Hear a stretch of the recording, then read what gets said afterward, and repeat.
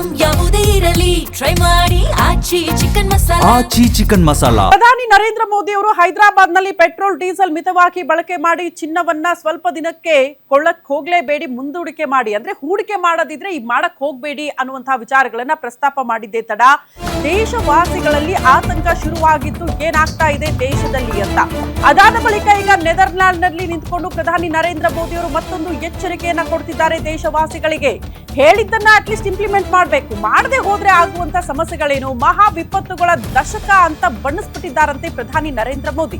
ಮೊದಲು ಕೊರೋನಾ, ಬಳಿಕ ಯುದ್ಧ, ಇದೀಗ ಇಂಧನದ ಬಿಕ್ಕಟ್ಟು ಶುರುವಾಗಿದೆ ದೇಶದಲ್ಲಿ.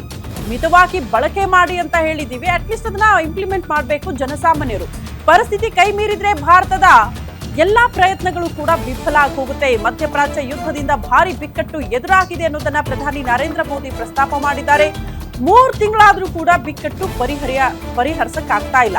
ಜಾಗತಿಕ ತೈಲ ಬೆಲೆ ಪೂರೈಕೆ ವ್ಯತ್ಯಯದಿಂದ ಸಮಸ್ಯೆಗಳು ಎದುರಾಗ್ತಾ ಇದೆ. ಪರಿಸ್ಥಿತಿ ವಿಕೋಪಕ್ಕೆ ತಿರುಗಿದ್ರೆ ಜಗತ್ತಿನ ಹೆಚ್ಚು ಜನಸಂಖ್ಯೆಯ ವಿಚಾರಕ್ಕೆ ಸಂಬಂಧಪಟ್ಟಂತೆ ಕೂಡ ಸಮಸ್ಯೆ ಎದುರಾಗುತ್ತೆ ಅಂತ ಪ್ರಧಾನಿ ನರೇಂದ್ರ ಮೋದಿಯವರು ದೇಶದ ಜನತೆಗೆ ಎಚ್ಚರಿಕೆಯನ್ನ ಕೊಟ್ಟಿದ್ದಾರೆ.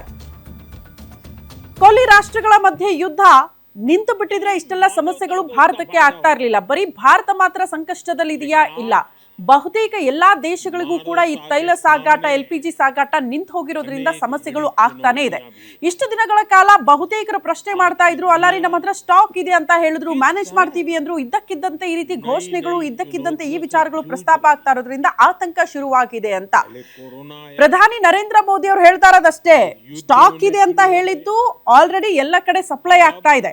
ಬಟ್ ಹಿಂಗೆ ಮುಂದುವರೆದ್ರೆ ಪರಿಸ್ಥಿತಿ, ನಾವು ಮಿತವಾಗಿ ಬಳಕೆ ಮಾಡದೆ ಹೋದ್ರೆ ಸಮಸ್ಯೆಗಳು ಖಂಡಿತ ಆಗುತ್ತೆ ದೇಶದಲ್ಲಿ ಅಂತ. ಪೆಟ್ರೋಲ್ ಡೀಸೆಲ್ಗೆ ಅಭಾವ ಖಂಡಿತ ಎದುರಾಗುತ್ತೆ. LPG ಗ್ಯಾಸ್ ಸಿಲಿಂಡರ್ಗಳು ಸಿಗದೆ ಪರದಾಟ ಈಗೇನಾಗ್ತಾ ಇದೆ, ಅದು ಮುಂದುವರೆದ್ರೂ ಕೂಡ ಆಶ್ಚರ್ಯ ಪಡಬೇಕಾಗಿಲ್ಲ. ಪ್ರಧಾನಿ ನರೇಂದ್ರ ಮೋದಿ ಅವರ ಮಾತು ಒಂದ್ಸಾರಿ ಕೇಳಿಸ್ಕೊಳ್ಳಿ. तो पूरी मानवता को उसका फायदा होता है, लेकिन आज मानवता के सामने अनेक बड़ी चुनौतियां भी है. आज की दुनिया किस तरह नई नई चुनौतियों से जूझ रही है. पहले कोरोना आया, फिर युद्ध होने शुरू हो गए, और अब आज की एनर्जी क्राइसिस है. ये दशक दुनिया के लिए आपदाओं का दशक बन रहा है. हम सभी देख रहे हैं, अगर ये स्थितियां तेजी से नहीं बदली गई तो बीते अनेक दशकों की उपलब्धियों पर पानी फिर जाएगा.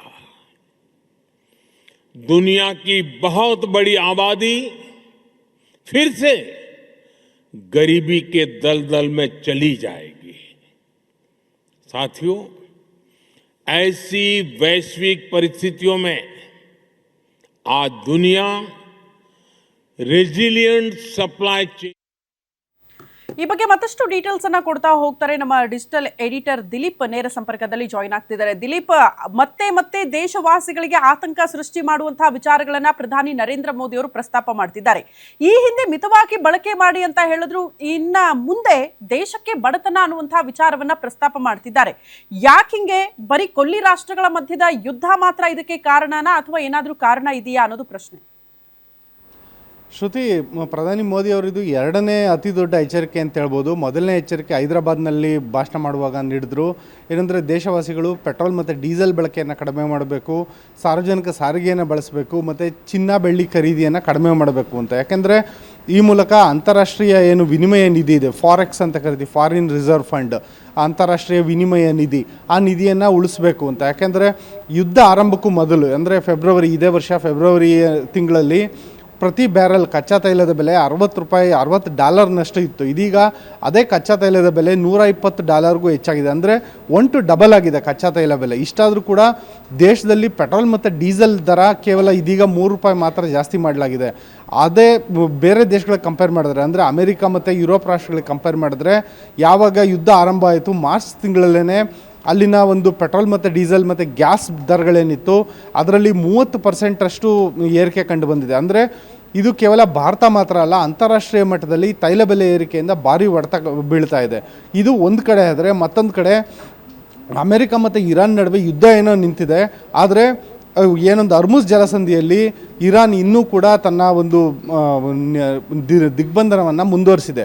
ಒಂದು ಕಡೆ ಇರಾನ್ ತನ್ನ ದಿಗ್ಬಂಧನವನ್ನು ಮುಂದುವರಿಸಿದರೆ, ಮತ್ತೊಂದು ಕಡೆ ಅಮೆರಿಕ ಕೂಡ ಜಲ ದಿಗ್ಬಂಧನ ಹಾಕಿದೆ ಇರಾನ್ ವಿರುದ್ಧ. ಹೀಗಾಗಿ ಅರ್ಮುಜ್ ಜಲಸಂಧಿಯಿಂದ ಯಾವುದೇ ಒಂದು ಹಡಗುಗಳು, ಅಂದರೆ ಕೊಲ್ಲಿ ರಾಷ್ಟ್ರಗಳಲ್ಲಿ ತೈಲ ಇರ್ಬೋದು, ಅನಿಲ ಇರ್ಬೋದು, ಅದು ಉತ್ಪಾದನೆ ಆದ ಬಳಿಕ ಅದನ್ನು ಸಾಗಣೆ ಮಾಡೋಂಥ ಯಾವ ಒಂದು ಹಡಗುಗಳು ಕೂಡ ಸುಗಮವಾಗಿ ಸಾಗಾಟ ಮಾಡೋದಕ್ಕೆ ಆಗ್ತಿಲ್ಲ. ಇತ್ತೀಚೆಗೆ ಒಂದು ಸುದ್ದಿ ಬಂತು, ಭಾರತದ ಒಂದು ಹಡಗು ಕೇವಲ 2 ದಿನಗಳ ಹಿಂದೆ ಆ ಹಡಗಿಗೂ ಕೂಡ ಒಂದು ಮಿಸೈಲ್ ದಾಳಿ ನಡೆಸಿ ಆ ಹಡಗನ್ನು ಮುಳುಗಿಸಲಾಗಿತ್ತು. ಹೀಗಾಗಿ ಹಡಗುಗಳ ಸಂಚಾರಕ್ಕೆ ಭಾರಿ ವ್ಯತ್ಯಯ ಉಂಟಾಗಿದೆ. ಇಂಥ ಒಂದು ಸನ್ನಿವೇಶ ಏನಿದೆ, ಇದು ಜಾಗತಿಕ ಮಟ್ಟದಲ್ಲಿ ಮುಂದಿನ ದಿನಗಳಲ್ಲಿ ಭಾರಿ ದೊಡ್ಡ ಅನಾಹುತಕ್ಕೆ ಕಾರಣ ಆಗುತ್ತೆ ಅಂತ ಇದೀಗ ನೆದರ್ಲೆಂಡಲ್ಲಿರುವಂಥ ಪ್ರಧಾನಿ ಮೋದಿಯವರು ಎಚ್ಚರಿಕೆಯನ್ನು ಕೊಟ್ಟಿದ್ದಾರೆ. 5 ರಾಷ್ಟ್ರಗಳ ಪ್ರವಾಸಕ್ಕೆ ಪ್ರಧಾನಿ ಮೋದಿಯವರು ತೆರಳಿದ್ರು. ಈ ಪೈಕಿ ಇವಾಗ ನೆದರ್ಲೆಂಡ್ನಲ್ಲಿದ್ದಾರೆ ಪ್ರಧಾನಿ ಮೋದಿಯವರು. ಅಲ್ಲಿನ ಭಾರತೀಯ ಸಮುದಾಯವನ್ನು ಉದ್ದೇಶಿಸಿ ಮಾತನಾಡಿದ್ರು. ಈ ಸಂದರ್ಭದಲ್ಲಿ ಅವ್ರು ಹೇಳಿದ್ದೊಂದೇ ಮಾತು, ಕಳೆದ ಒಂದು 4-5 ದಶಕಗಳಿಂದ ಭಾರತ ಬಡತನ ಮುಕ್ತ ಆಗೋದಕ್ಕೆ ಸಾಕಷ್ಟು ಪ್ರಯತ್ನ ಪಟ್ಟಿದೆ. ಅದರಲ್ಲೂ ಆಹಾರ ಭದ್ರತೆ ಅಂತ ಕಾಯ್ದೆಗಳಿರ್ಬೋದು, ಅದನ್ನೆಲ್ಲ ತಗೊಂಬಂದಿರೋದ್ರ ಮೂಲಕ ಸುಮಾರು 30 ಕೋಟಿಗೂ ಹೆಚ್ಚು ಜನ ಭಾರತದಲ್ಲಿ ಬಡತನ ಮುಕ್ತರಾಗಿದ್ದಾರೆ ಅಂತ ಇತ್ತೀಚೆಗಷ್ಟೇ ವಿಶ್ವಸಂಸ್ಥೆ ಘೋಷಣೆ ಮಾಡಿತ್ತು. ಆದರೆ ಇದೀಗ ತೈಲ ಬೆಲೆ ಏರಿಕೆಯಿಂದ ಆ ಎಲ್ಲ ಜನರು ಮತ್ತೆ ಬಡತನದ ಒಂದು ಕೂಪಕ್ಕೆ ತಳ್ಳಲ್ಪಡ್ತಾರೆ ಅಂತೇಳ್ಬಿಟ್ಟು ಪ್ರಧಾನಿ ಮೋದಿಯವರು ಎಚ್ಚರಿಕೆಯನ್ನು ಕೊಟ್ಟಿದ್ದಾರೆ. ಯಾಕೆಂದರೆ ಅಂತಾರಾಷ್ಟ್ರೀಯ ಮಾರುಕಟ್ಟೆಯಲ್ಲಿ ತೈಲ ಬೆಲೆ ಏರಿಕೆ ಆದಂತೆ ಅನಿವಾರ್ಯವಾಗಿ ಭಾರತದ ತೈಲ ಕಂಪ್ನಿಗಳು ಕೂಡ ಹೆಚ್ಚು ಬೆಲೆಗೆ ತೈಲವನ್ನು ಖರೀದಿಸಬೇಕಾಗುತ್ತೆ. ಆ ಒಂದು ಹೊರೆ ನೇರವಾಗಿ ಜನರ ಮೇಲೆ ಬೀಳುತ್ತೆ. ಯಾವಾಗ ತೈಲ ಬೆಲೆ ಏರಿಕೆ ಆಗುತ್ತೆ ಆವಾಗ ಎಲ್ಲ ಅಗತ್ಯ ವಸ್ತುಗಳ ಬೆಲೆ ಕೂಡ ಹೆಚ್ಚಳ ಆಗುತ್ತೆ. ಒಂದು ಕಡೆ ಅಗತ್ಯ ವಸ್ತುಗಳ ದರ ಹೆಚ್ಚಳ ಆಗ್ತಿದ್ರೆ, ಇನ್ನೊಂದು ಕಡೆ ಜನರ ಆದಾಯ ನಿಂತಲ್ಲೇ ನಿಂತಿರುತ್ತೆ. ಇಂಥ ಒಂದು ಸನ್ನಿವೇಶದಲ್ಲಿ ಸಹಜವಾಗಿಯೇ ಇಡೀ ದೇಶ ಬಡತನದತ್ತ ಜಾರುತ್ತೆ. ನೀವು ಇತ್ತೀಚಿನ ಉದಾಹರಣೆಗಳನ್ನೇ ಗಮನಿಸಿರ್ಬೋದು. ಪೆಟ್ರೋಲ್ ಮತ್ತು ಡೀಸೆಲ್ ಬೆಲೆ ಏರಿಕೆಯಿಂದಾಗಿ ಒಂದು ರೀತಿ ಕ್ಯಾಸ್ಕೇಡಿಂಗ್ ಎಫೆಕ್ಟ್, ಎಲ್ಲ ಒಂದು ದರಗಳ ಏರಿಕೆ ಆಗುತ್ತೆ. ಸರಕು ಸಾಗಣೆ ದರ ಏರಿಕೆ ಆಗುತ್ತೆ, ಪ್ರಯಾಣ ದರ ಏರಿಕೆ ಆಗುತ್ತೆ. ಇಂಥ ದರ ಏರಿಕೆ ಮತ್ತು ದುಬಾರಿ ದುನಿಯಾದಲ್ಲಿ ಸಂಬಳ ಮಾತ್ರ ಅಷ್ಟೇ ಇರುತ್ತೆ. ಇಂಥ ಸಂದರ್ಭದಲ್ಲಿ ಜನ ಬಡತನದ ಕೂಪಕ್ಕೆ ಮತ್ತೆ ತಳ್ಳಲ್ಪಡ್ತಾರೆ. ಹಾಗಾಗಿ ನಾವು ಈಗಲೇ ಎಚ್ಚರಿಕೆ ವಹಿಸಬೇಕು ಅಂತ ಪ್ರಧಾನಿ ಮೋದಿಯವರು ಎಚ್ಚರಿಕೆ ನೀಡ್ತಾ ಇದ್ದಾರೆ. ಶ್ರುತಿ. ಓಕೆ ದಿಲೀಪ್, ಧನ್ಯವಾದಗಳು ತಮ್ಮೆಲ್ಲ ಮಾಹಿತಿಗೆ.